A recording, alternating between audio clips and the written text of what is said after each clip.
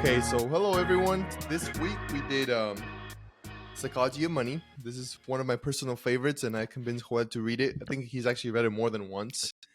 Yeah. And to kind of like start us off, because it's such a big book that we probably won't even get to 20% of what there is to cover. It's definitely a highly recommended read to anyone that's interested about the world of finance, but also kind of like a different take on it. I feel like most financial books are in a some way like a set of instructions, like do this, do that, like numbers and percentages. This one's more like it describes in the title, like psychology of money.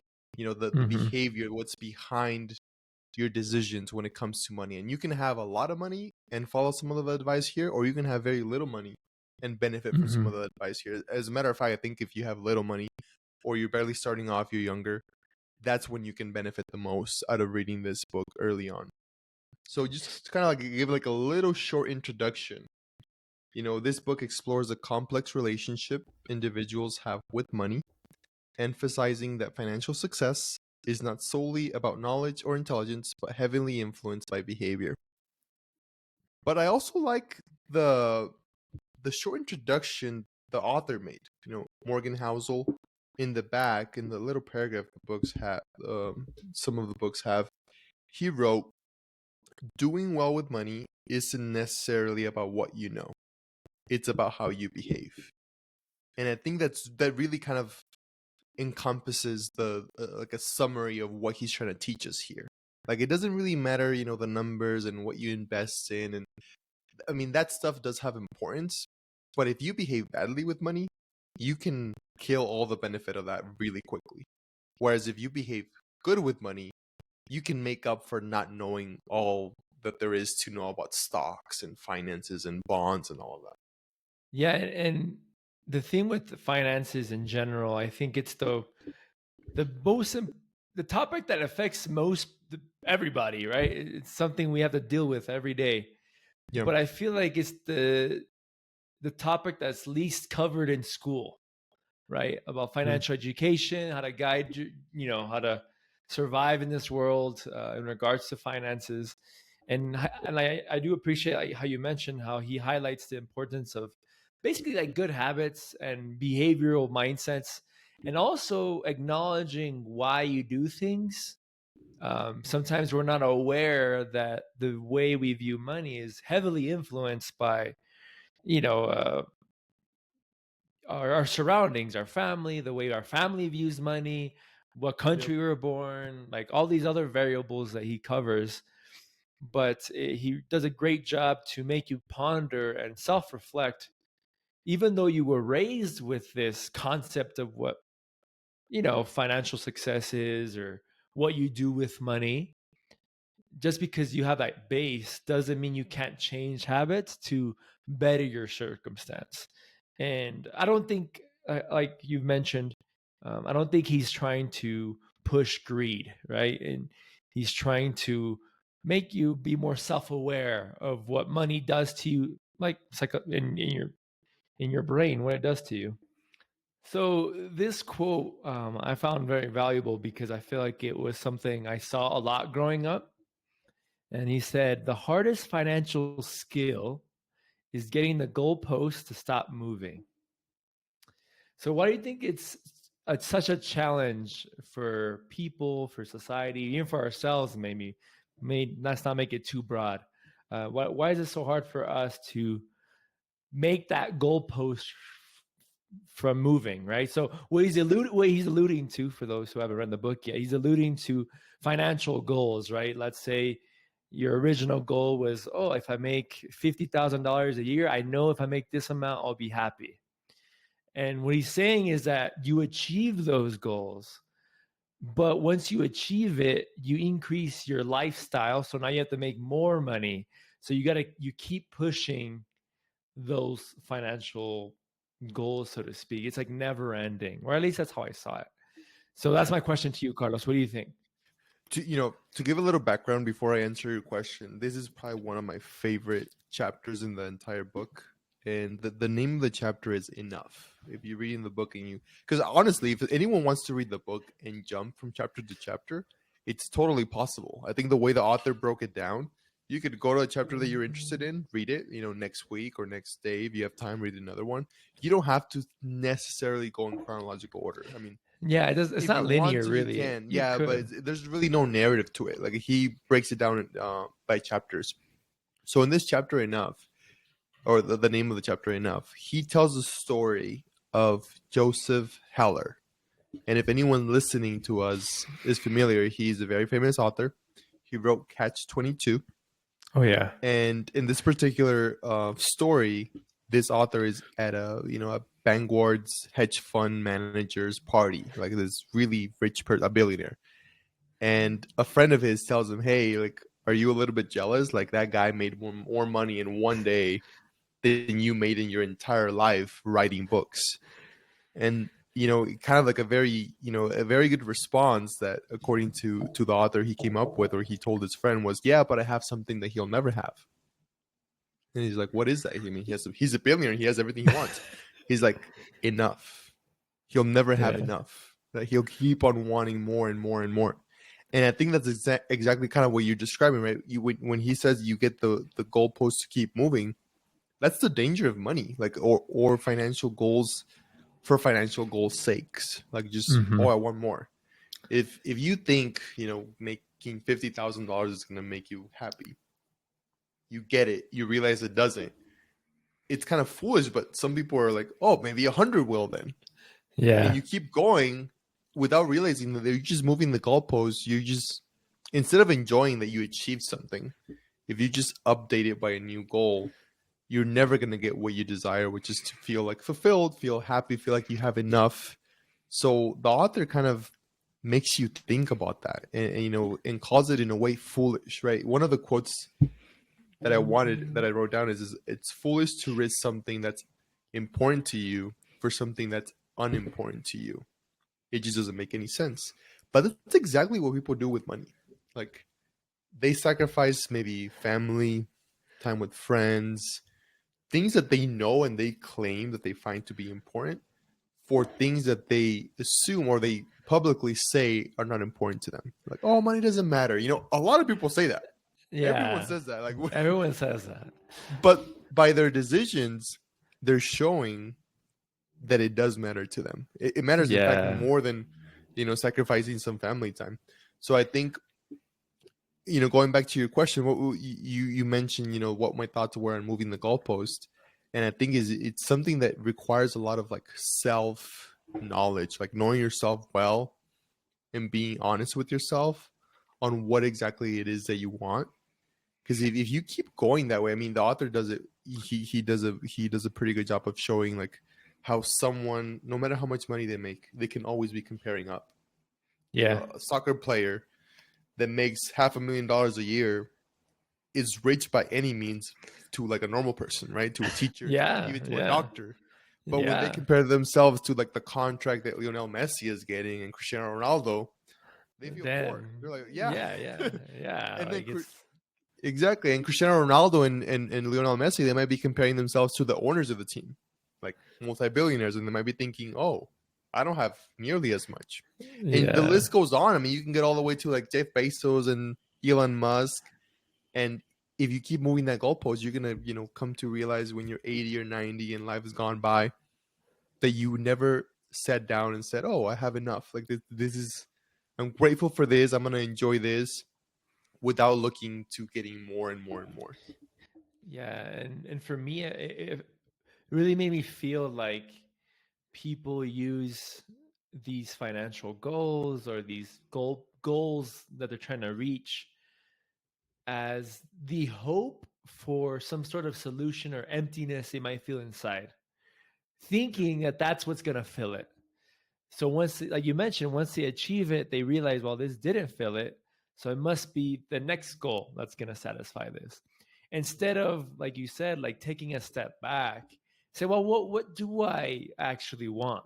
Like or why do I want these things? Is it because, oh, like my parents really wanted me to, go to college or buy myself my own house? Like, is it other people's expectations you're just trying to reach?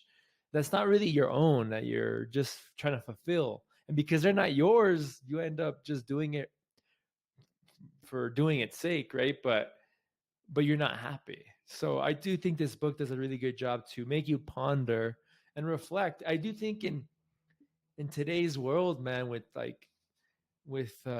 posting your best life on social media, it's so easy to envy people and want and think that what they have is what you want, and to also think that what they have is like they own, so to speak, like or like it's stress free, or there's no consequences by those decisions, or like, you know what I'm saying? Like, it's easy to see someone like, going to Hawaii every summer, right? And thinking like, how can they afford that? Like, they must be working really hard or have an amazing job or amazing with their money. But then in reality, we don't look at their, account balance, and all it is debt. We don't know any of this, but it causes us envy, and then we start affecting our personal lives. So it's just a sad reality that I agree with this, that this is the hardest financial skill, to stop moving it. Exactly. And just to add just one more last point is that this is something that hit me hard, because I think when I first read it, I remember pausing and telling Lynette, my wife, telling her like, I think I use money as value, like as a value system, like that money represents my rank, right? Like the more you make, the more valuable you are to somebody. Because there was moments where my wife was like we're good, like we're not stressed, like we have savings, like all these good things. But like she saw like my hustle mentality and just wanted to like, well, we need something else, we gotta figure something else out. And then this book made me question and think like, well, maybe you think that making more is what's going to fulfill some sort of emptiness of acknowledgement or respect. It's talking to Lynette, I realized that because I never went to college, I feel like the solution to like, because college sometimes is viewed as this value system, like, oh, you're smart or you're dedicated, whatever. And I don't have that. I was using money in my head to counterbalance, someone who might compare themselves to me and say like, oh, well, I went to college. It's like, oh yeah, but I have money, right? Like, or something like that. Yeah. And it's a terrible thing, but this book helped me realize that. And I'm glad I did. I was talking to someone, a personal friend of mine, and he mentioned that, when he was growing up, his only goal in life, his primary motivation was to be rich. He grew up poor, really, really poor. And I think all that costs some internal trauma or whatever you want to call it. But, he's pretty open. He said that he was very greedy. That was his number one priority in life. And that when anyone offended him, like let's say someone, called him something, obviously they didn't know that he was at this point, 30 or 40, a very wealthy man, offended him, his mind naturally like would say, yeah, but I'm richer than you, in his mind. And when he told me this, I was like, oh wow, like there is a danger in people having money as a value system. Yeah. Instead of qualifying people by their qualities, you start thinking about the things they have, or the career they achieved, or their success, kind of like external. And I think one of your favorite chapters, so maybe you want to talk about this, is the one about fancy cars. Like, do you want to share some of the lessons there? Because I think it relates to kind of what you mentioned, the dangers of using money as a value system. The title of the chapter is Man in the Car Paradox. So the author introduces this reality, not even an idea, because I think I agree with it. I think happens a lot. The author, at some point, he worked as a valet, and he got to drive all these fancy cars and see people pull up with these fancy cars. And he mentions the following. He says, "It was my dream to have one of these cars of my own, because I thought they sent such a strong signal to others that you made it. You're smart. You're rich. You have taste. You're important. Look at me." The irony is that I rarely, if ever, looked at them, the drivers. So throughout this, it's a really short chapter. It's literally we could probably read it within like 5 minutes. This little chapter, um, but he basically just mentions that people tend to want wealth to signal to others that they're valuable, but in reality they just want to be liked and admired, and purchasing things maybe that you can't even afford for just the opinion of others puts you in such a deep hole. And it made you realize that when you look at others and nice things, you even acknowledge the person. You more see yourself in that fancy car or wearing that fancy purse if you're a girl, or whatever that brand is. You never applaud the person. You just want what they have, and that's it. Yeah. So that reality should hold you back of, why do I buy what I buy? Is it for others, or is it because I truly want this thing or need this thing? Because if it's for others, you're not going to get those applauds, because they don't care who you are. They just want what you have. Yeah. I think that book, the lesson that it really drove in me was that idea of, people do all these things, even if they don't really want them. Like, I could see a scenario where someone has a really expensive car that they know very little about, except that people recognize it.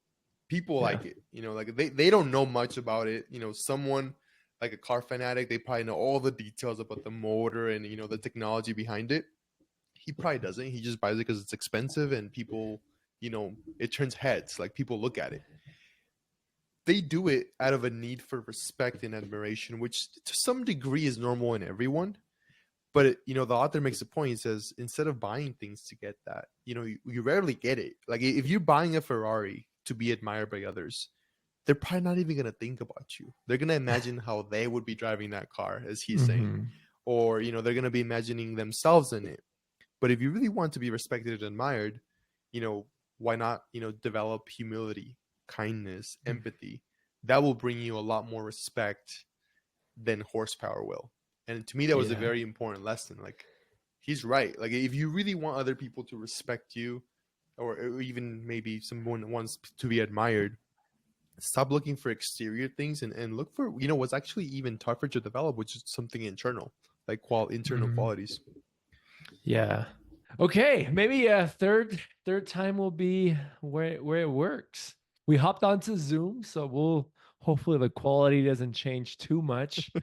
We're gonna have to talk to Riverside fam. They don't sponsor us, but we use their program, so I don't know what's going on there. But yeah, hopefully we're talking about the man in the car paradox, and Carlos was talking about, or alluding to, his own experience of a friend who, for a long time, his only goal was to be rich. So can you tell us a little bit more about that friend of yours and how that affected his opinion on life?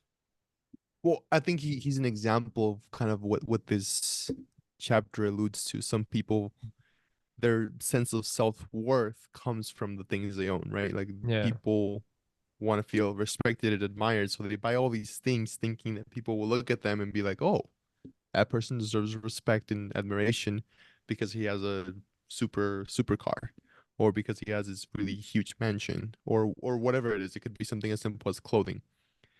But the author makes a great point, and anyone that feels that way should kind of like maybe reevaluate their value system. I feel like, where he says, if you really want respect or admiration, a better way to achieve those things would be to become more kind, more respectful, more loving, more humble. Those will probably provide you like a deeper, or like a more real way of being respected than someone that just has a fancy car. Because in that chapter, he kind of, as you mentioned, explains that when he was at ballet, he liked those cars. He envisioned himself driving them, but he never really stopped to think about the driver. And I feel like that's kind of the danger. If you do things in life, if you accumulate things in life, hoping that people will see you a certain way, or you yourself see yourself as a success because you have this much money, or as a failure because you don't have that much money. Yeah. then you run a huge risk of, living in a way kind of like a fake life to yourself. Like you're doing all these things that you actually maybe don't even want to do Hmm. just for others. And the author, he explains like he likes cars, he likes supercars, and maybe he can afford to get them, but don't get them because you want to get something from others. Don't get it because you want to be respected or admired. Just get it because you Yeah. want to get it. Yeah, he encourages those soft skills or those soft skills of humility, of kindness. Those are the things that will gain that admiration or respect you might want. And then when I was also reading this, again, the reason it's one of my favorites because I feel like it was the one that I saw the most growing up. I think, again, I'm not trying to overgeneralize, but in my experience through my family, I'll just speak about my family. Um, I felt like a lot of people did purchases, especially like cars, vehicles. Like my dad, that's what he did. He'd buy these trucks, soup them up, money he didn't have, and that's another reality. No, that's another reality that people do this thinking that they're gonna think, "Oh man, I'm wealthy." But in Yeah. reality, they're not wealthy. They're in debt. They're minus $100,000 or whatever the car is worth. Um, and Yeah. that's the reality I saw in my life, and it really like irked me because I didn't Mhm. agree with it. I didn't understand the why because not only were you doing it for others, like, oh, like I'm gonna buy this for others, but it wasn't to seek admiration. It was to put others down. That's the feeling I saw, at least in my dad, was that Yeah. he would take these big trucks to the low pueblitos he grew up in, and a lot of people were like, oh wow, you made it out, good for you. But then a lot of people, it just creates feelings of envy and jealousy and maybe even Mhm. hatred, right? Like, how does that help anybody? Like, I don't know. Yeah. It just I didn't like it. I didn't like thinking that others were being put down for something that I knew the reality that he didn't own, that he was in debt Yeah. over. So it was like a frustrating thing. So Mhm. when I read this, it was like a reassurance that I kind of what I was feeling is normal, that those things don't bring value. What brings value are those important qualities like humility and Yeah. kindness and love. So yeah, I think that's why it irked me differently just reading this because it reminded me of and then I just think of like driving around there in Tucson. Like you see these, and again, I'm not hating on apartments. Like I think, like Yeah. I live in an apartment basically. So like what I'm hating on is that people live in tougher neighborhoods, but then you see like these trucks or these cars with big rims and again the argument could be that that makes them really happy, right? But we don't know. The fear is that they're buying this for others when they could have used that money to potentially improve their Yeah. family livelihood instead of just applause from some Yeah. random Joe.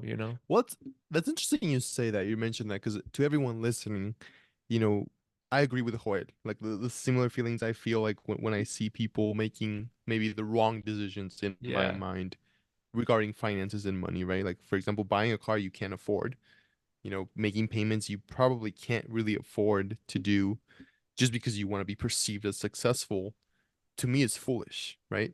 Mhm. And in one of the beginning chapters of the book, he explains how no one is crazy. Yeah. Even if someone's making dumb decisions, he might, from his perspective, be making exactly the best decision, right? And he explains this, or he kind of like exemplifies this through lottery tickets. And he explains that in America, every year, Americans spend more on lottery tickets as a whole, as a nation, than books, entertainment, and what was the other categories? Books, entertainment, No me recuerdo. Something else. Yeah, something else. books. Okay, entertainment. I think clothes, like a bunch of different aspects that you would think probably surpass the expenses than lottery tickets. And what you find is a lot of those people that end up buying those lottery tickets are people that probably can't even afford a $400 emergency. Like by some sense, people below the poverty line. And you might think, oh, that's crazy. Why would you buy a lottery ticket with such a small chance of, making it, of winning? You might think that's crazy, but he kind of like plays in a way kind of the devil's advocate, and Mm-hmm. he explains how to someone living in poverty, that doesn't have the dream job, that doesn't have the dream house, the dream car, that moment when they buy that lottery ticket, from the moment they buy it until they find out if they won or not, which in most cases is obviously they didn't win, they have like a small sense of hope and a dream, right? Like a dream of things just changing overnight, of their life completely, improving. And to someone that's already kind of living a dream, working towards their goals, kind of achieving, you can kind of like see how, years from now, 10, 5 years from now, okay, life will be different. So I can hope for that. But for someone that's stuck in a different reality, like a reality of, okay, I'm not going to get out of this, buying a lottery ticket could be kind of like an escape. Mm-hmm. And, kind of using that as a metaphor, right? Like maybe you and I or people that we know don't spend a lot of money on lottery tickets. Maybe even, people that we know that don't have a lot of money know that it's dumb or foolish to spend a lot of money on lottery tickets. But what about someone that buys cars they can't really afford, or buys clothes with brands that, Yeah. you look at them and you're like, oh, wow, that's a $500 shirt. That's a $500 pair of jeans.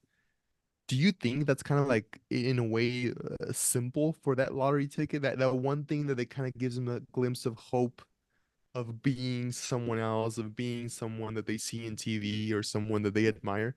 Like, what is your take on that? I think you're getting somewhere with that connection there. I didn't connect it before you, but now that you're sharing it, I think I can see it. Like it's almost like they're purchasing that dream, right? They're like, this is like almost like we talked about, and it's still like an artist is like fake it till you make it, but they're doing it financially. Like they can't afford it, Yeah, but maybe if I buy it, it somehow will bring me opportunity or respect or something that will eventually allow me to stay here or even better the circumstance. So yeah, maybe again to defend those who are doing those decisions, and maybe they're buying hope, buying dreams. um, for me, I guess again, just the pain I saw in my family growing up, it's at what cost, right? Because if it's, I think this is, and this is just my opinion. If it's just you, bro, like if it's just you as you're a single man, a single girl, you're living on your own, like you live and die with your decisions, and that's okay. Like you make those decisions. But once you have a family, once you're married or have kids, maybe you're not married but you have children, like now that responsibility, those choices, um they still belong to you, but now you have other variables to consider. And I think that's the hard thing for me, because what I saw growing up was that those variables weren't considered. It was like, well, that's my dream, that's what I want, hmm, no matter the costs. And I think that's where I don't agree. So yeah, I think there is a connection there with people buying dreams. I do think it's also connected with lack of knowledge, looking for opportunities. Like they believe like this is the only route. Like there's yeah, multiple routes to get to wherever you want to live. And even like, mhm, and again, I'm just going off to the books we've read, like even Designing Your Life. He, that book we just read, um, talks about how there's multiple lives where you'll be happy, like not just one route. yeah, Some people think if I just, make this X amount of money or buy this house or whatever, then I'll be happy. But in reality, there's multiple things that would yeah, potentially make you happy. So yeah, it's such a difficult subject to really yeah. analyze. It is difficult. I don't think we're gonna get to an answer or an agreement, but I do enjoy that chapter, that first one. It kind of opens up this conversation about the psychology of money or the behavior behind money from a Mhm. non-judgmental way, right? Like Yeah. no one's crazy. Like to me, it just Yeah. kind of reminds me when I see someone doing something that I think is crazy, there's probably a reason behind it. There's There probably a has to reason be. why No, this yeah. person is doing something that I, from my point of view, find foolish. Whether it could be a lack of, knowledge. Maybe he doesn't know that just because he can pay for the $1,000 a month truck, just because, he can literally, okay, he can make the payment, doesn't mean he should get it. Maybe he's spreading himself too thin. Maybe, Mhm. he's not accounting for surprises. Like, what if he Yeah. loses his job? What Yeah. if, something happens and he can't make that payment? It gets, repoed and he ruins his credit score. Maybe he's more optimistic than me. Maybe I'm too pessimistic. Like, when you take this, you know, judgment away from people's Hmm. decisions, you're much more able to see things from their level, right? When I Yeah. see my cousin or my friend buying a Gucci belt, and I'm like, man, you should just buy a microwave, dude. Like, you need a microwave, man. Well, You you're need to, buying a belt, but you don't even have yeah, a you need oven, to buy bro. some groceries, man. Dang, bro. No, I do think that it's what he starting off the book, just like that reality is true. I think that it's easy to Yeah, judge others. It's so easy to judge exactly. others. Hmm. And we don't know the variables they're considering because Yeah, no one actively tries to make a bad decision. No one. Like no exactly. one And actively does. another thing he explains is, in your world, what is reality? What you see around you, the way you interpret information. That's like, to you, that's reality. That's the way it Yeah, is. Like, that's what that's it the is. way numbers work. That's the way life works. Same thing with me, right? But in reality, like, if you really start to meditate and think about it, our version of reality is probably like just a fraction, a segment of what Yeah. actually is out there, right? Like, to someone, let's say a kid that grew up in wealth and having everything he ever desired and wanted, his way of seeing money is going to be completely different. His behavior is going to be completely Yeah. different. To him, booking the private jet to go to New York, even though it's going to be like $25,000 or maybe even more, it's worth it, right? That's Yeah. the only way he'll fly. And to us, flying economy and saving as much as we can and no carry-on bag, that's the way we do Wear all it. your clothes because you have Wearing nowhere to put 5 it. sweaters, having a heat stroke mid-flight. Hey, but I think you're right, though. That's such the reality. That's what he's trying to give you some insight in that there's so many variables with finances that we can't 100% comprehend what people or why people make their decisions they make. But it also Yeah, doesn't, so it allows you the freedom of the, to not put so much blame on yourself if you do make a mistake, but also don't exactly. Yeah. judge people harshly either. Like you don't know Yeah. their circumstance fully. One of the chapters, now that you mentioned, like responsibility in a way, like seeing other people's success. One of the chapters, I think it's called Risk and Luck or Luck and Risk. Yeah. And people discount that when they talk about success, right? When you look at Yeah. someone, and when we say success in the context of this conversation, we're talking about financial success, or like, yeah, Mhm. because that's what the book is talking about. So when you look at someone that became really rich, you might think they worked really hard, like really smart. They just knew what they were doing. And we're discounting the fact that, maybe just some things kind of panned out the way they didn't even expect to for their benefit. Like, in a Yeah. way, kind of like they got lucky, right? Hmm. And when we look at someone that had a misfortune or like, lost everything, we might think, oh, they're dumb, right? They made bad decisions. But maybe the one that got successful and the one that lost everything both played a very equal risk from Yeah. a very equal stand. Maybe they're equally smart, but just things didn't become like they didn't play out the way one of them wanted to, and maybe things played out way better than the other expected. One of the quotes that I wrote down here, he says, "Be careful who you praise and admire. Also, be careful who you look down upon and wish to avoid becoming." Because there's Hmm. might be some lessons on what you like look down upon and be like, "Oh man, that's a bad example. I shouldn't do that." But maybe he was onto something. It just didn't play Yeah. out. Like, there Yeah. was a risk factor to it.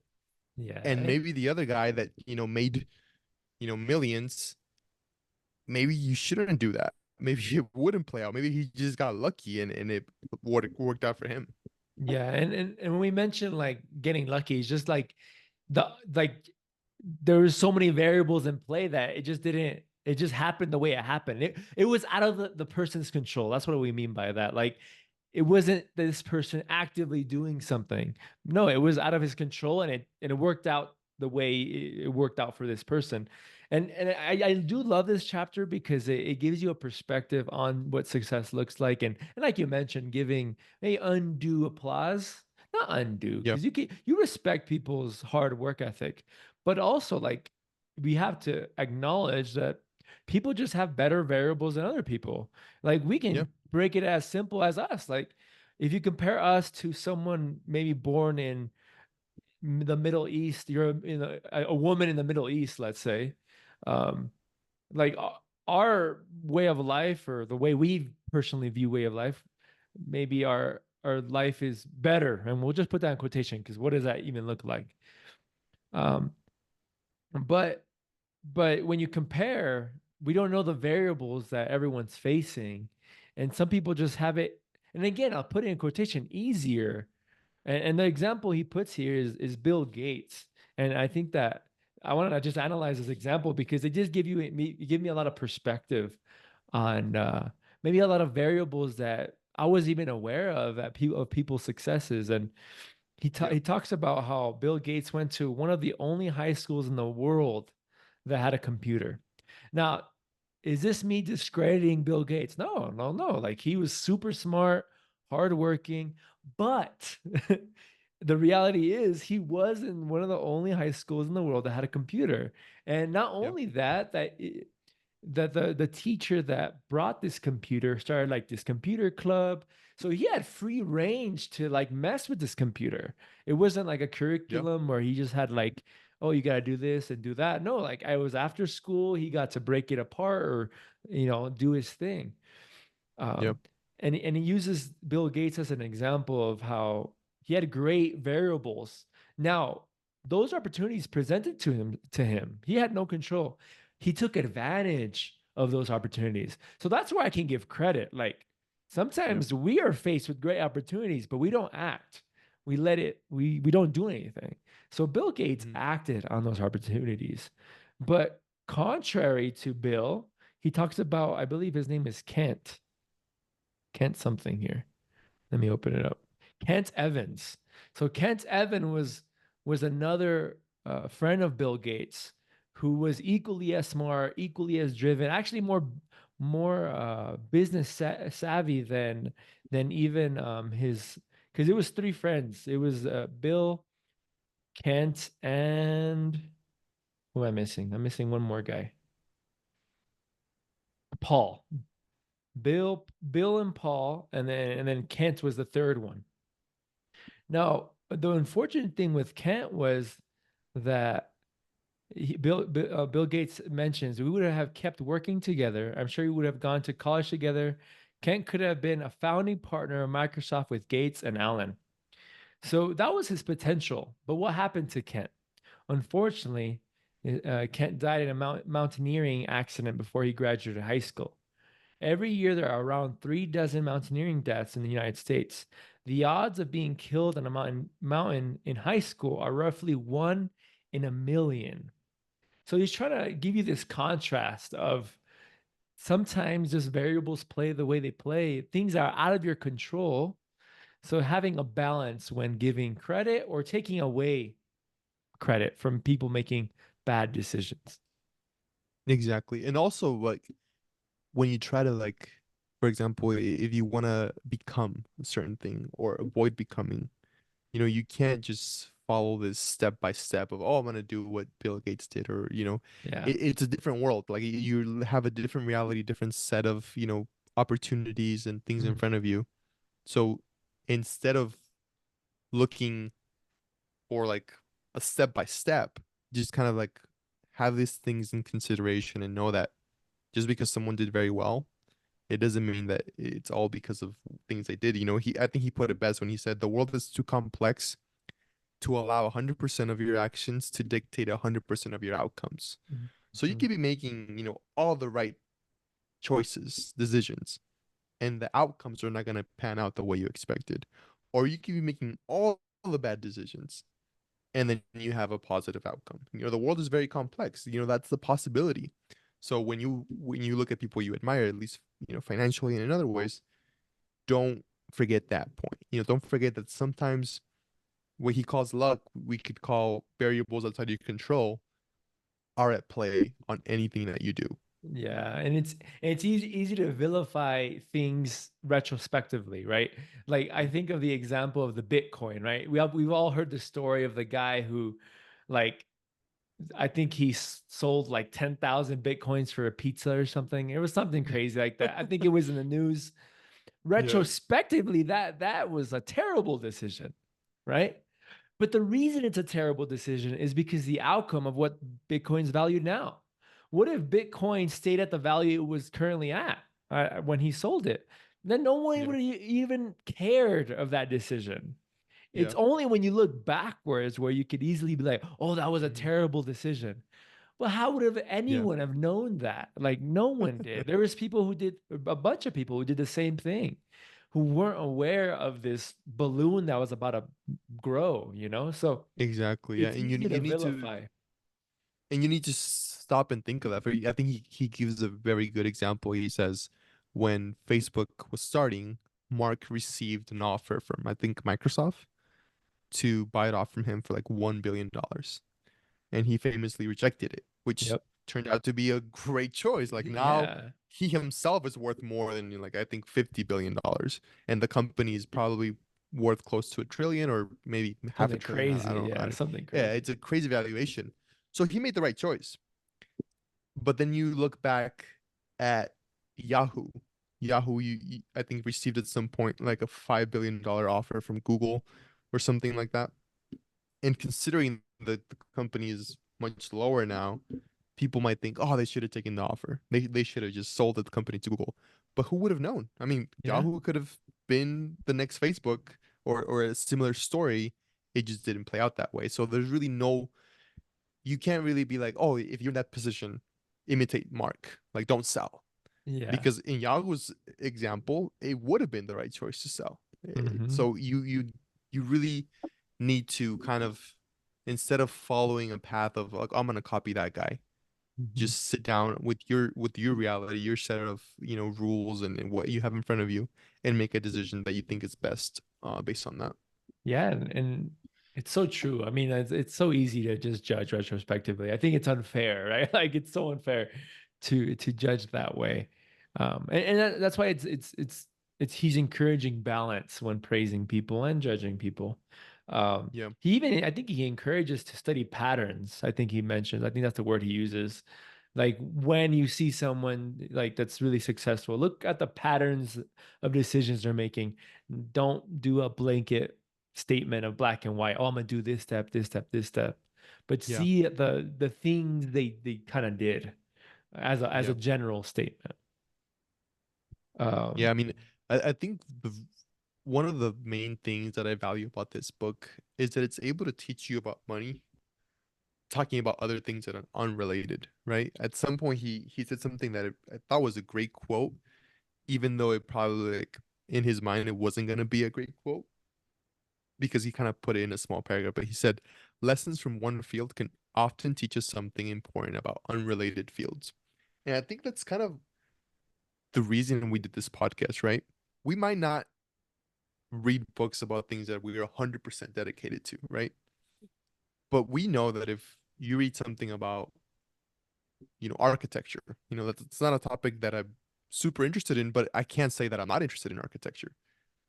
We might be able to find something that relates to other parts of our life that we are interested in.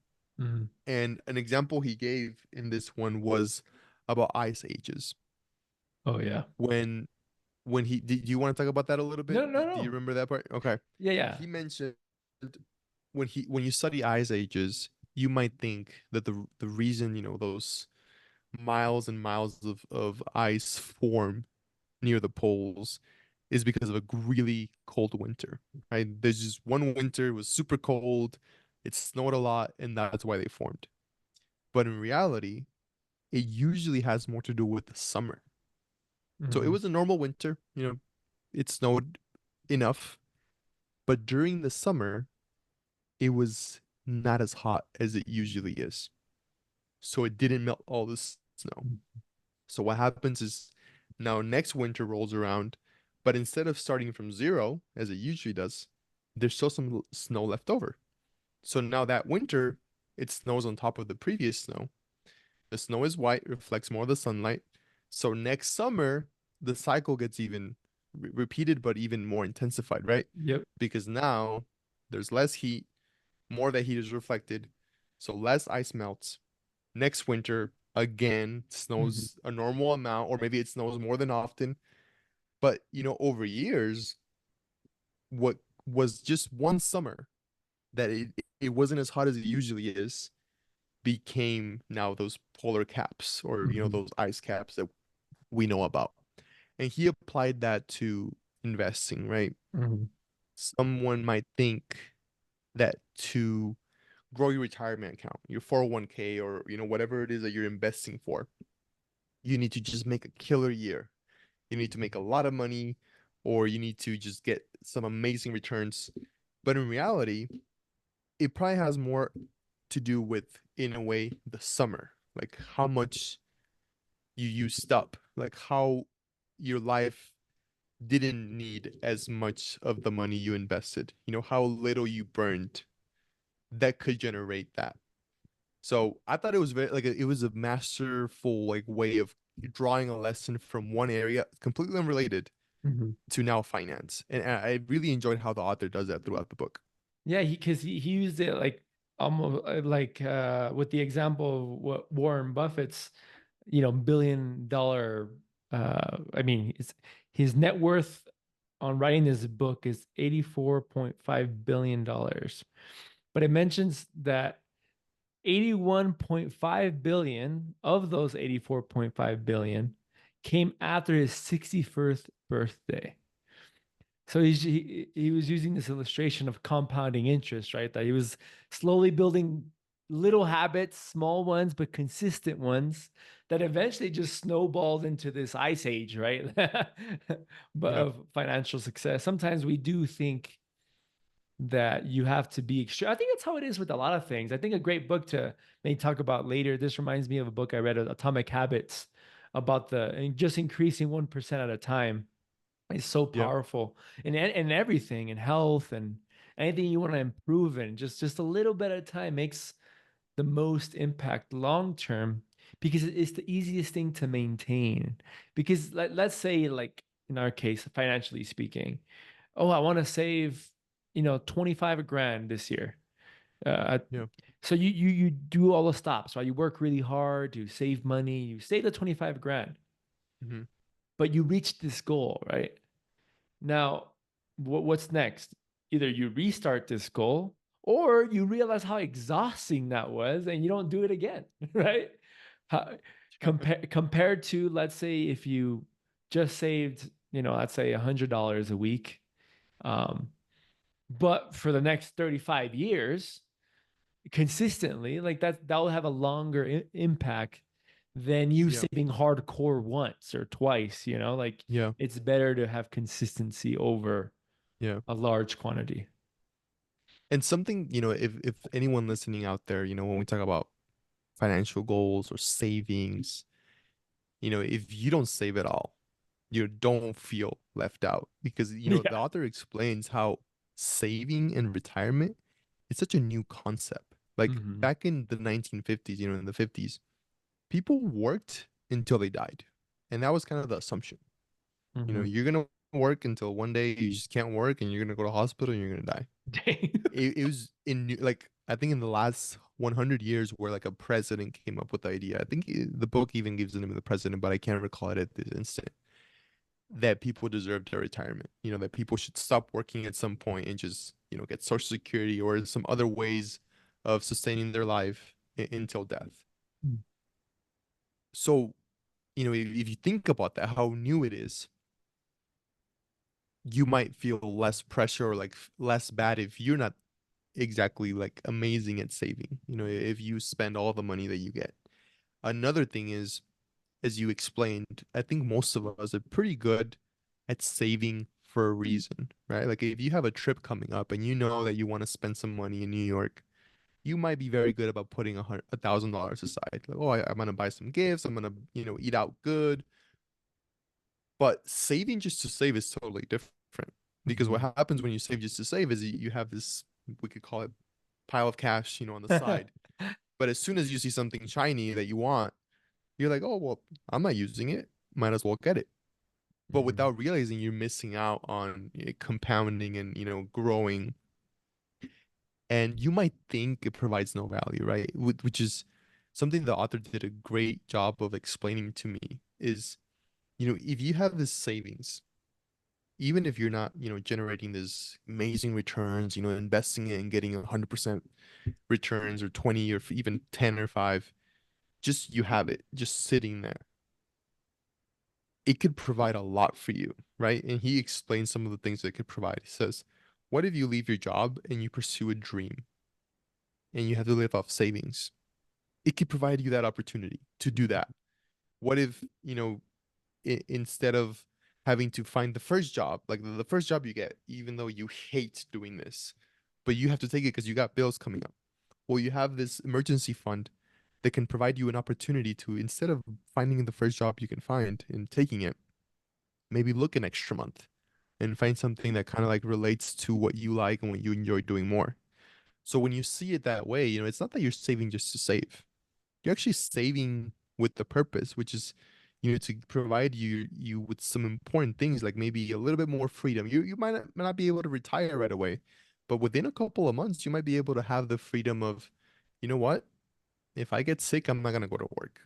I'm gonna take some money off of this. I'm gonna rest. Mhm. I'm gonna do better. You know what? Instead of working overtime, I have saved enough where like maybe I want to start going to the gym instead of spending all my time, working overtime. I'm gonna start working out, getting a little bit healthier, and that improves your life a lot more than if you didn't have the savings and didn't have that ability to do that. Yeah, it's so freeing. I mean, I mean, there's a quote I wrote here. He says, "Save, just save. You don't need a specific reason to save." I think Yeah, that's what you're alluding to, exactly. or Yeah, that. And I can second that. It is hard when you just saving just to save because, like you mentioned, in a world with so many shiny things, social media, um, all it takes is a group a group message from your friends saying that Italy 2025, and now you're like, well, I got savings, like boom, let's go. so it is difficult, but it is freeing, especially in the beginning when you're trying to. Because what this book is encouraging is, again, kind of already mentioned it. It isn't to get rich. It's more to find how people define happiness and how he doesn't define happiness, but he says a lot of scientists connect happiness with control of your time. Um, yeah, so that's the suggestion. He's saying, like, what will allow you to have more time? Well, a lot of it is financially. If you have a stable job or savings or whatever, yeah. something that can free you up a little bit to have more time, then you will ultimately be happy. And the illustration or the story he gave was his own personal story of, I think he worked on finance. I think he went to school for that. He was gonna be an investment banker. Yeah, Yeah, and he said that he loved the work. He loved the work. He was making amazing money, but he was working like crazy hours, like so many hours. And he said what made it hardest to leave that job was that I actually enjoyed the work, but he didn't have any time for all the other things he enjoyed doing. So I think that's another reason to be mindful of what decisions we make financially or even what yeah, career we choose, is that just because it says, you know, X amount of like whatever that financial number is for all of us individually, even if it fills that void, what's the cost, right? Like there's always a cost, exactly. opportunity Yeah, cost. Like, are you sacrificing time with your family? Maybe you enjoy painting, but now you can't because you're working overtime all this time, or you volunteer work. Like there's so many other things that provide happiness, not just this one thing.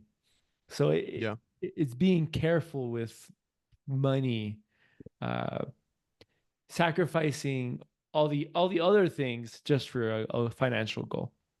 yeah. Yeah, adding to that story that you mentioned, I think that's found in the chapter about freedom. And when he tells a story about his attempt to become an investment banker, and like you mentioned, he says he loved the job, but he quit like 1 month in. And the reason he did, and he actually put this into words, he said the ability to do what you want, when you want, with who you want, for me, as long as you want, is priceless. You know, in his scenario, he was doing something he really liked, but he had no control over the schedule. Like he had to Mhm. be. I think the joke in his job was, if you don't come in Saturday, don't even bother coming back Sunday. Like they worked 7 days a week and they worked till midnight. So yes, he Crazy. was doing something he liked, but he had no control of his time, of his Mhm. schedule. And I feel like that is such a huge lesson to draw on. You know, like that should be the goal. Like that's the highest dividend he explained that money can pay is that freedom to just, if you want to paint, be able to paint more. If you want to, volunteer more, be able to volunteer more.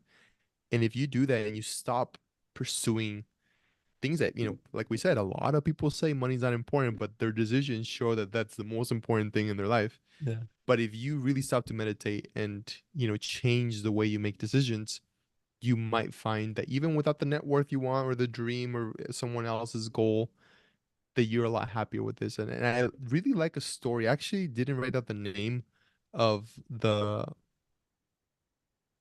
person, but he gave a story of a musician, like someone that sold his music company. I don't know if you recall that chapter. And he explained that, years later, he was asked by someone, like a young person, like, when did you become rich? Like, when did you become rich? And this musician, he explains, oh, Oh, I well, remember. when I was 22 years old, I worked really hard for a year. I think he worked at a restaurant or something like that. I worked really hard and I saved $12,000 or Yep. something like that. And as soon as I saved that up, I quit. And I knew that, from music, I would be able to make enough to sustain myself at that point. And if not, those $12,000 would kind of help me. And yeah, so I just started, doing music Gigs. Yeah. and, yeah, I started doing gigs and things went really well. Like I was free to do what I love. And he's like, no, no, no, but like, when did you become rich? Like, when did you start your company? He's like, no, I don't think you understand the question. Like that is when I became rich at 22, when I started doing what I loved. When I sold my company, all I did was added zeros to the bank. It didn't really change my life. Like, it didn't really like add that much value as you think it did. Yeah. And to me, that's a huge lesson, right? Because Mhm. if we can get it at 22, 23, 24, that ability to kind of pursue what we enjoy, even if there's no huge number attached to that, that might feel a lot richer in a way Mhm. than waiting till you're 50 or 60 and have that high net worth or that ability to quit and retire. But it's just like so far, like too late in a way, right? Like, and Yeah. I'm not saying if you're 50 years old and you're listening to this, it's not too late, but it's a lot different, right? Like, I Yeah, think it's a lot different. it's the lesson is being rich is not a number. Like being rich Mhm. could be just, oh, I spend a lot of time with my family and I spend a lot of time with them doing what I like, doing what I love, and I work enough to sustain our life, and to me that was one of the biggest lessons I took from the book is, if I can make my life as cheap as possible, in some way my happiness as cheap as possible, I can be in a way rich without having to Yeah. have a lot of money. Yeah. Whereas if my happiness is super expensive, then yeah, it's gonna take some time. It's gonna Yeah. be a lot slower. Yeah, I think just connecting chapters here is just we're just alluding back to the chapter of enough. I think that's the first step is identifying what enough looks like. Because if you do compare to your friends, your neighbors or wherever you live, your social media, it's hard to be satisfied or Yeah. your thirst quenched, so to speak, because you see all this, all these people around you. So I think it's truly important. I forgot to write it down, but he throughout this book he shares like this letter that he wrote to his future son.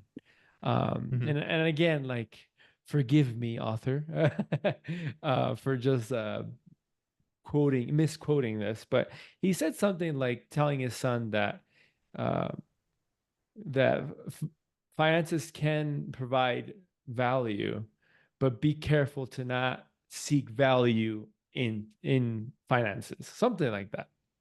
Yeah. And I resonated with that because a lot of it's easy to have these big goals, but I think it's more important to understand when you have enough, because when you do, it becomes, like you mentioned, just freeing. And I Yeah. just connecting it to a personal experience, like Lynette and our move to Mexico City, like on paper, I was making more money in New York, like I was financially, but it was just, bro, it was just exhausting. I was just working a lot. Like I was working way too Yeah. much, driving too much, doing a job that I didn't enjoy, but was paying really well.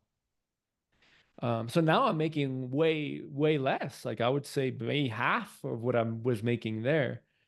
But the Yeah. difference is like comparative there, I was working 4 or 5, 6 days a week. Now I work three, like uh, so I have more time. Like the reason we can start this project, this podcast, because we have Yeah. more, I have more time. So even though I'm making less, now I have more time to do things I enjoy. And now my wife doesn't have to work, so she can paint and do her own projects, her YouTube channel. Like she has her own little fun, little creative things. And I think the connection there is that we realized that it was nice being able to have more money, right? But it wasn't providing the value we seeked, and we realized we had Yeah. enough. Like we had enough. Like Yeah. this amount of money that we have is enough, and moving here is has helped with everything else. So Yeah. it's I'm just attaching this personal experience on how Yeah. Yeah. how how it is freeing once you just understand what's enough for you. Yeah. I mean, that's definitely one of the best lessons from the book. And to anyone listening, because we mentioned, everyone has a different way of looking at it, a different perspective. If your honest goal, like if you tell yourself, like, let's say, I'm not saying this is my goal, but if your honest goal is to accumulate a considerable amount of wealth, like you want to have on paper a lot of money, the author says, maybe that's not the best goal, but let's say that is. The reality is that there's multiple ways to get there. People get rich in finance, people get rich in tech, people get rich being a plumber. But he explains that there's only one true way of remaining wealthy, right? Like keeping all that money. And that it's, according to him, a combination of frugality and paranoia. And I thought it was interesting that he like summarized it that way, right? He says Yeah. there's more than one way to get all this money.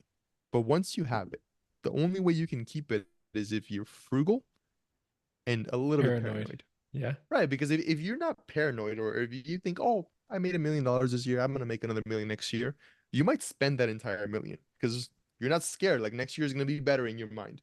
You're not anticipating anything bad happening. The same thing if you're not frugal. Like if you make a million, you might think, oh, I make $1 million a year now, and it's going to be forever. So you might start spending like you make $1 million every year. So if you want to accumulate that and be able to keep it, you need to develop at least those two qualities, right? And I think it is a good example, even if your goal is not to be wealthy, like super wealthy, the way to grow savings, the way to just have a little more is to live below your means. Like that is Yeah. the recipe in a way, right? And in the chapter, the wealth is what you don't see.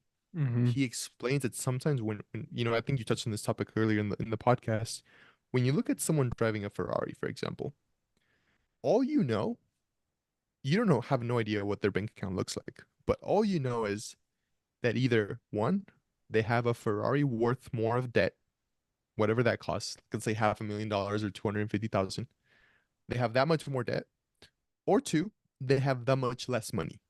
Hmm.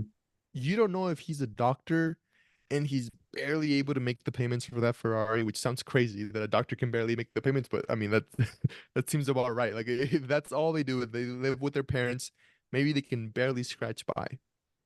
In some cases, yes, when you see someone driving something like that, it does mean that they're very wealthy. But when he explained that the wealth is what you don't see, Hmm. it kind of made you think, like the person driving the Ferrari that's actually rich could probably afford a lot more. He could probably afford 10 Ferraris, but he's only driving one. He only has one. So the same thing like should be kind of internalized with us, Yeah. right? What really makes a better life or something for you to feel wealthy or even we could say like having a richer life is not really the exterior things, the things you see. It's gonna be more the experiences, the ability to, you know what, this week I'm gonna go. It's getting too hot here. I'm gonna go this winter. I'm gonna go spend it over here with my family. That is probably a lot closer to what we assume is wealth, right? Mm. Because he explains when people say I want to be a millionaire, they sometimes mean the opposite. They mean I want to spend $1 million, and that's the Yeah. opposite of being a millionaire. Like, because Yeah. you would go back to zero. Zero. Yeah. Yeah. So on this topic, Carlos, what is, again, we can't afford Ferraris. Yeah, So what is the comparable um maybe financial purchase in our circumstance that we could potentially hold back from purchasing, um to hold on to be frugal and paranoid? Like, can you think of any, like, because like it's kind of, it's an extreme talking about Ferrari because, like, we can't afford yeah, that. So I was trying to think of, like, what is something that people buy, um that maybe they, again, not necessarily can afford, or they yeah. can live without, to maintain a Hmm. better financial standing. Yeah. Well, I think honestly, in my personal opinion, at least especially here in the US, we've done a very bad job of defining being able to afford something, Oh yeah. right? If you walk into a dealership and you ask a salesman, how much can I afford? You know, what car can I afford? He's gonna run the numbers. He's gonna give you the max. He's gonna be, Yeah. oh, you can walk out of here with whatever you want. You want to get that, I don't know what's a fancy car like what do you the Challenger or what do they call that one, the Hellcat? Like I Hellcat, think I've yeah. seen a lot of TikToks about, yeah.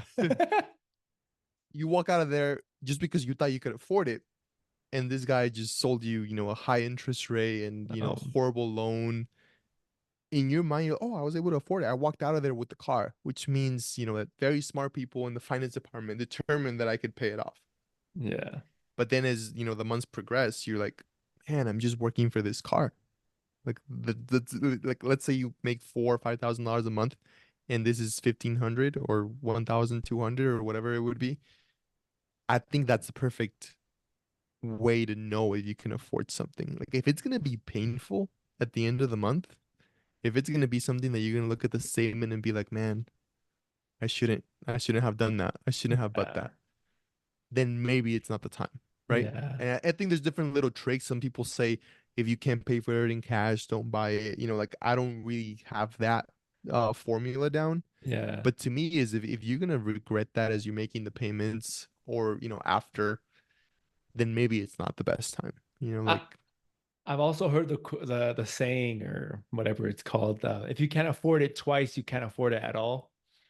Something like yeah, that. something like that. Yeah. So, like, Hmm. let's say it's $1,000 payment. Could you pay a $2,000 payment? Oh no, that'll be super tight. Then you can't afford it. Like, Yeah. like you can't. Like, it's too tight of a budget. Because a lot of Yeah. people, and I fall into this mistake. So I'm not. We're not here trying to point fingers at whoever's Yeah. listening. We're self-reflecting here. Um, like for myself, sometimes we assume, like when we look at our budget, right? I look at my budget like consistently. Yep. Almost every day I'm looking at my expenses and all this. That's a good habit, by the way. I'll throw that out there. It's a good habit. The more you're aware of what you're spending, the more you're aware of what you're spending. uh Captain Obvious. But what I'm trying to get to is that, I've fallen into the trap of saying, when I look at the expenses and I'm like, oh man, I didn't save anything this month. Oh, but it was a Yeah. fluke month. It was because I had this extra expense that I didn't plan for. But the reality is that every month we'll have an expense like that. Sometimes we Yeah. think, oh, it's this one month, but it isn't. Like next month, your buddies convince you to buy a flight to New York and you buy it, and then that's that expense. And then the next Yeah. month, like, oh, like your AC broke in Arizona, so you got to fix that. That's that expense. So sometimes we assume, if your budget is super tight, it's like, oh, it's just this singular month. But the reality Yeah. is that every month has that. So it's being really mindful of what. again, how you mentioned what you can actually afford. Um, Yeah. and also adding to like what else people purchase, I think a lot that don't realize how much it affects them is like, bro, and I fall into this, we fall into this, is coffee. Man, coffee Yeah. now at Starbucks, bro, expensive, bro. It's expensive. And again, I'm not, again, there's, I know I've heard this, I've heard, you probably heard this on TikTok or Instagram or whatever, YouTube. I'm not trying to like say, oh, don't buy something that, this small thing that makes you happy. I'm not saying that. What I'm trying to say Yeah. is that um, if you want to maintain, like you mentioned earlier, like wealth, frugality, is that the right, Reality. Yeah. Hmm. that's the best way to do it. So if you look at your expenses, like what could you live without? Well, I could live without this $8 a day coffee, Yeah. and you could make it at home. That's what everyone says. So, Yeah. but again, I'm gonna mix in. No, no, no, go go ahead, ahead. go ahead, go Continue. ahead. No, no, go ahead. I want I to lose said, your train of thought. oh, okay. I was gonna say I was gonna mix in something that I learned from I think it was on Netflix. It's a series called Your Rich Life or Living Your Rich Life, and we could probably do that book later or at some point in the podcast. But he explains his definition of a rich life, and he says, you know, I don't tell my clients, because he's a financial advisor, I don't tell them be frugal on everything. Yeah. You know, just pick what really makes a difference in your life. Like to some people, driving a nice car, that's it. Like they really want to drive a nice car. They love cars that much. Okay, that's fine. But just make sure that maybe your housing expense is lower than it should be. Maybe you don't take as many vacations as other people. Maybe your clothing budget is a lot lower. So spend as much as you want in this area of your life if it really makes that much of a difference to you, like in your happiness, as long as you're extremely frugal on these other ones. And for everyone's different. He explained to me a car doesn't really make a difference in my happiness. To some people it does, but to me I can drive a Honda or I can drive, a Mercedes. I'm not gonna feel happier. I'm gonna get from point A to point B. Since it doesn't make a difference in my life, I cut that expense as much as I can. But guess what does make a difference to me? It's experiences. So like when I go to a hotel, I might stay at a fancy resort. Like to me, that brings me happiness. So in the way he's trying to explain is your rich life is different. Someone Hmm. else, like you explained, they might really value eating out and drinking coffee out, but then when you look at other parts of their life, they're like, oh, they're very frugal in what they drive, the clothes they wear, Yeah. and the house they have. To other people, home is everything. So they spend a lot of money at home. They've even, I think I've heard this term recently. They're like home poor, they're house poor. Like home makes, takes up a huge chunk of their budget every month. That's okay in a way maybe, as long as you're super frugal in these other areas. Yeah. I guess what really draws from this book is, that there's a lot of different ways to Hmm. achieve what you want as long as you can control your behavior, for long Yes. periods of time. Like Yeah. whatever it is that you want, you can probably get it. At least he explains, if you're reading this book, you're probably like already in a segment of the world where you could get it, because sadly that's probably not the reality for everyone. Mhm. But if you have the time to pick up a book and read it and buy it, and like you know if you're listening to this podcast, you probably have enough time to work on some of these behaviors and kind of change some aspects of your life. Yeah, and I think the danger is to, like, on the point you're highlighting of understanding what you truly enjoy, and it's okay to spend Yeah. on that. Yeah, that's another perspective because it's easy to judge people like, oh man, they go to buy their Starbucks every single day. Yeah. But you're not aware of how frugal they are in other areas. But again, we don't know Yeah. that. We can only internalize our own experiences. So Yeah. the danger though is you want everything, right? You can't have Oh yeah. an expensive car and also have the vacations and Yeah. also, like have expensive clothes. You can't have everything, unless you were Yeah. born into a really wealthy home Yeah. and at life, then yeah, you can. But the And that's average huge. person, You know, we live in a what we could call unjust world, yeah. but that is kind of a cool concept that is kind of like it evens the scale across the world, because even some very rich people, I mean I can't truly say they can afford everything, right? But yeah, Like that's true. even if Jeff Bezos, he could go on a shopping spree and buy 5 or 6 companies, and he might be without money again. I mean, I'm just giving you an example. Like, let's say Jeff Bezos wanted to buy Google. Maybe he could buy it. Maybe. But then he would be out of money again. It's a weird example because That's a hard argument that's because yeah, there's that's an value in asset. that. So Yeah, yeah, but I get what maybe you're saying. maybe there's top 5 people in the world that could afford anything they want. But for the majority of people, like even them, like There's a even if you know limit. someone that has $1 million, okay, but if they buy a private jet, they're gonna be struggling for the rest of the year. So Yeah. knowing to live within your means is probably the best way to not live like pressured and scared. Because I mean, you don't want money to become that to you, like to become what drives you and kind of like what has you up at night. Like, and I think the author does a great job of, if you learn the behavior and you can control it, you can make money in a way less influential in your life, and focus more on the things that you do value, the things that you do want to do more of. Yeah, and he encourages that's the power of saving, right? I think that Yep. what you're talking about, that's the thing that you can increase the fastest, right? There's things that I mean, you could eventually change, right? Like you could Yeah. eventually change your housing circumstances to lower that bill. Like Hmm. it's hard for you to just get like a $10 raise, right? Like at your job. Yeah. That I'm not saying it's impossible, it's difficult. But what you could do is, like you mentioned, live below your means, and now your saving rate is as high as if you were making $30 an hour. You just have to lower your lifestyle. Yeah. Um, so he encourages that's why that's how you build wealth with the savings, and he highlights. There's a quote that I want to just talk about real quick because I mean I think we've already talked about it a little bit, but I just like how it's worded, and we don't have to go too in depth because I do think we talked about it pretty well, but I just want to mention it. He said, "The world is filled with people who look modest but are wealthy, and people who look rich who live at the razor's edge of insolvency." So it's just crazy how appearance is it's so different from reality. And I think we all nowadays with like Netflix and TV and internet, Yeah. we're all aware of like the oh my God, what's his name? Mark Mark Zuckerberg. Zuckerberg. Mark Zuckerberg. His whole like, plain shirt and hoodie, right? Everyone makes fun of him. Yeah. Like not make fun of him, but that's a clear example of how he doesn't think about those things. He doesn't spend on those things.